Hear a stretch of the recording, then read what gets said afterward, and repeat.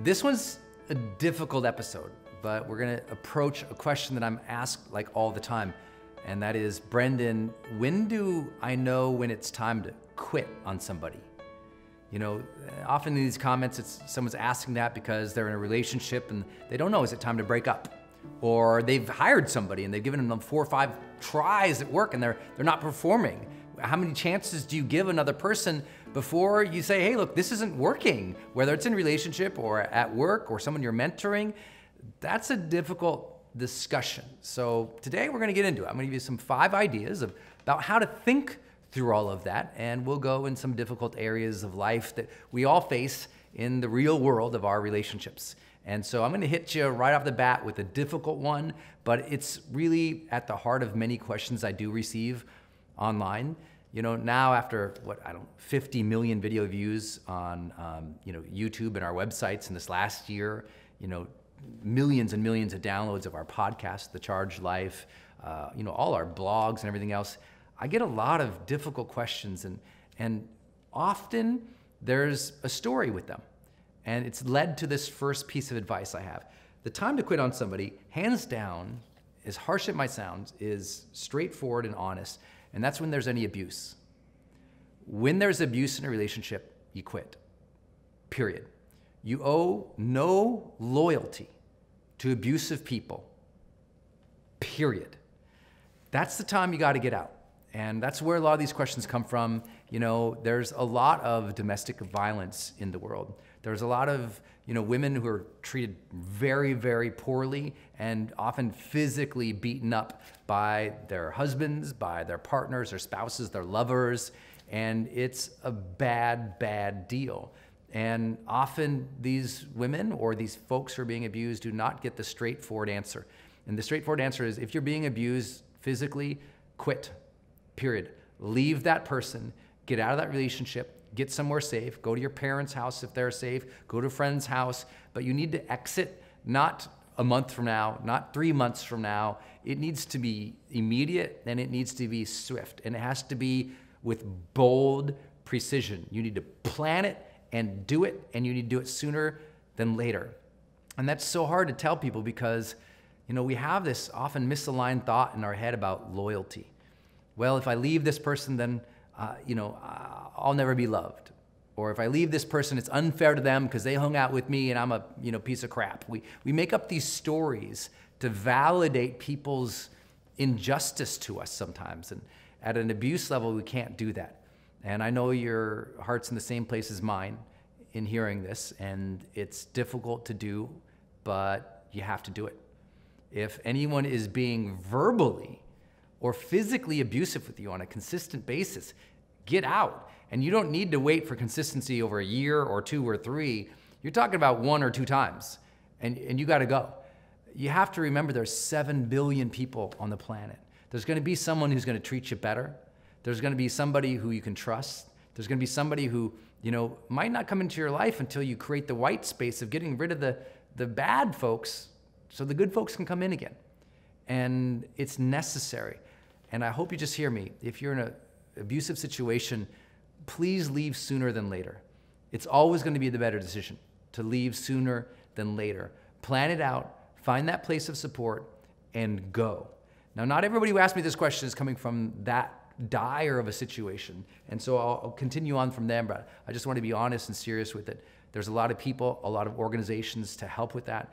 If you are in that situation, please look up a domestic abuse center around you, look up some help and support online, or get it from family or friends.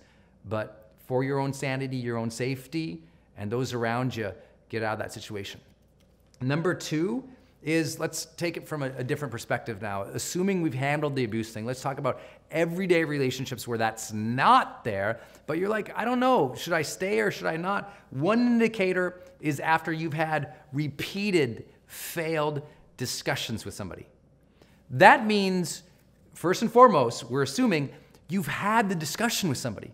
You've told them what you think, what you feel, what you desire, what you want in life, and you've done it more than once. Because a lot of people, they never share with someone until internally they've built up so much hate and anger and bitterness, they explode on the person and then they walk out. and the other person never even knew what was going on. You need to give time for people to adjust, and it usually doesn't happen after one request. There has to be repeated discussions, not just repeated requests. Here's what I mean. A lot of people, when they're in a relationship and something goes wrong, they say, I don't like that, do ABC. And they just demand from the other person, expect the other person's gonna change. But they don't ask the other person how they feel, and what they think, and what they want, and what they desire, and what their actions are. And relationships aren't like, you're over here and they're over there. Relationships are like this, you're connected. And so you have to understand each other in whole. And so a discussion means, honey, I'd like to talk about what's been going on, and I know we're both frustrated and we both know it could be better. And in this situation, I saw this and I felt that way. Could we talk about that? What did you see? What did you feel? What would you like to happen? Here's what I'd like to happen. Can we make an agreement on this? It's a discussion, and you just can't bail on somebody if there's never been a discussion about your truth, if there's never been a request about what you need, and if you've never opened your ears to what their truth is and what their request is. Too many people follow this train of weird psycho sort of analysis, super crazy positivity we're in the world today, where everyone says, well, you know, it's just like, if you're around negative people, just bail on them. Just find somebody new. And I'm like, actually, if it's a real meaningful relationship and there's no abuse, but there's just misunderstanding all the time, when you have this place of misunderstanding all the time, first begin through dialogue to try and fix it. You can't bail on all your family members or bail on all your friends or anybody who inconveniences you or upsets you or thinks differently than you. The world is full of people who think differently than you. So don't bail on every person or every conversation that you don't like just because it's uncomfortable. Instead, open up dialogue and have real discussions. And if you've had multiple real discussions, made multiple real requests, and the person is just not engaging in the conversation anymore, they're stonewalling, you're in a difficult place, that might be the time to consider either getting support externally, seeing a therapist together, or it's done. And if you need some advice or guidance on this, I would recommend that you read a book called The 7 Principles for Making Marriage Work by John Gottman. I'm not endorsing everything that the person does. This is not something I'm sponsored or paid to recommend that. I think it gives people some basic premises of understanding what science has proven about great relationships and really bad ones, what leads to a long-term healthy marriage and what leads to immediate divorce. Like, you should know these things. So read the book, and also just realize you're gonna have to have those discussions. It's gonna have to be honest and real, and people are gonna start to be opening. Otherwise, if you got someone who's stonewalling all the time, if you can't get through them to have a discussion about the challenges and issues at hand, that thing's on its way out. I think the third big thing is repeated neglect. Repeated neglect. If you're in a relationship and someone just never takes care of you, if they neglect your requests, if they neglect your feelings, if they neglect your reality, if they just never take care of you, that's not a relationship, that's not a friendship. If somebody at work keeps neglecting to do the job that you've given them, right? That's a violation too. And when you see that over and over, and someone just neglects your requests, neglects their job, neglects their responsibilities to you, your family, your kid, your team, and they're always in this repeated neglect, and you made the request, you've tried to course correct, you've given the feedback, that's that 3 strikes and you're out, baby, period. I'm telling you, too many people let neglect happen for too many years, and now it's a decade of a bad marriage where they never listened, a decade of a team member who never contributed to the team. And that's just causing hardship on everybody, and there's no reason. Let them go find a place where they want to engage. If they're not engaging in your relationship or on your team, sayonara, 3 strikes, you're out. Next up, I know you're like, boy, this is really motivating, Brendan. You're waiting for like the dancing bears to appear soon. But this is a hard topic, and that's what we always take on the Charged Life. That's why I talk about fear and disappointment and honoring the struggle, because this is real life, right? This one's important. After repeated lies, there's one thing called neglect, where someone just doesn't do what they're supposed to do, doesn't take care of you, is inattentive. And then there's outright bold lying, where people just keep lying over and over and over. You give feedback, you catch them, you ask for the change, they say they'll change, they don't. They promise they'll not do this, but they do. And as soon as this happens over and over and over, look, it shouldn't take 1,000 repeated lies for you to get the hint that you're dealing with a liar. period. That's part of who they are in that relationship, in that situation, or in that segment of life that they are in. And you know what? Sometimes the best thing you can do with a liar is cut them free. So they realize, oh my gosh, there's real consequences for my lying. So that they can go out and about, find their own truths in life. So they can go out and about, see the wreckage that they're creating. So they can just get away, discern something, and maybe then they can come back. But if someone's always lying, I'm telling you, you're not a truth caster. You're not going to shift them by sheer hope nor will. And so please understand, if you're dealing with somebody who's repeatedly lying, that's a time to protect yourself. You don't need to be around that. And there's lots of other people who are supportive out in the world that will surprise you with their honesty and their vulnerability and their generosity. The world is full of majoritively, extraordinarily great, capable, caring, empathetic people. The world is not as full of narcissists and sociopaths as television would have you think. And so you have to say, okay, most of the world's pretty good. I'm dealing with maybe somebody, they're not a bad apple all the time, but maybe in this situation or this little season of their life they are, and you don't need to be in that season. You know, that's why sometimes in relationships, you know what? You're not a friend with somebody for a while. And then they come around 3, 4, 5 years later, and you see they change. They're more honest and they've transformed. That's great. But you don't have to be along the journey of every step of their transformation to become an honest person. And so that's one time you might be thinking about cutting that person loose. And then last, and I know you know this, and this is the #1 reason people quit jobs, is because of no appreciation. If you've been in a relationship long enough and you said, hey, look, I don't feel appreciated, and they don't respect you. They don't appreciate what you do, the cooking the dinner. They don't appreciate who you are, the love and the heart and the hard work. They don't appreciate what you're giving at work.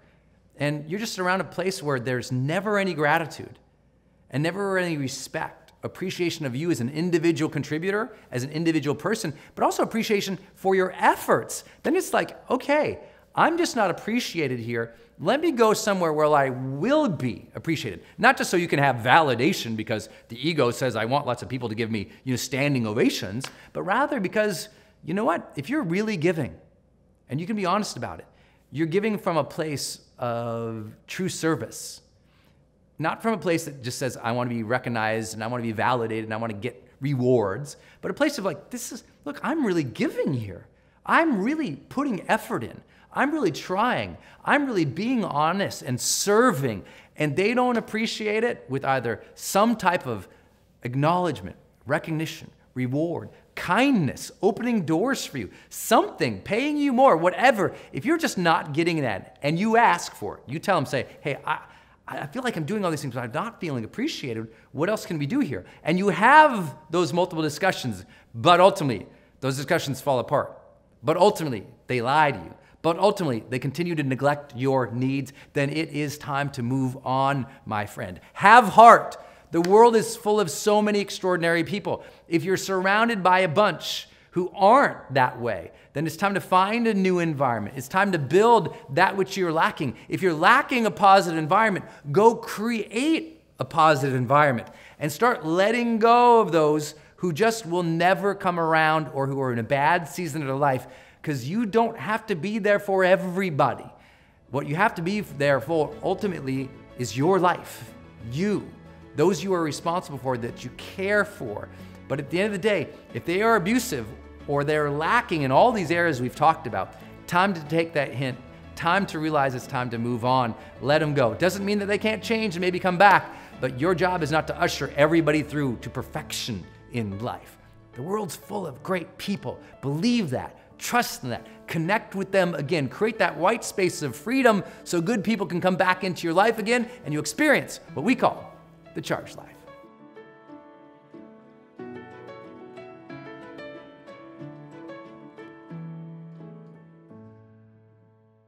Hey, my friend, it's Brendan. I hope you enjoyed this episode.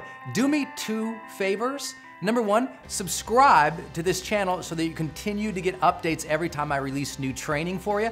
And number 2, if you would like to get ahead a little faster in life, what I'd like to do is give you my 10 steps to achieving anything 10 times faster. So if you have a big goal, a big dream, a big mission in life, and you just like to achieve it faster, what would you need to do? You know, this is exactly what I keep next to my computer or next to my bed, and every time I have a big dream, a big goal, I open it up and I kind of use this as my checklist to get ahead faster. Because you and I both know if you're gonna be more effective or more productive, or you are gonna achieve your goals and your dreams faster, you're gonna have to switch your perspective a little bit on achievement itself. You're gonna have to adopt new thinking patterns and habits. You're gonna have new daily rituals and habits, and your entire approach to learning and skill development must be better. So in order to help you do that, just go ahead and click the link in this post or go to brendon.com/10x. That's Brendon, BRENDON.com/10x. And you can download this guide for free. Just tell me your name and email. I'm happy to email that to you for free. The same guide I use to achieve any goal or dream faster. Thanks for tuning in. Until I see you next time, go out there every single day of your life, live fully, love openly, and make your difference today.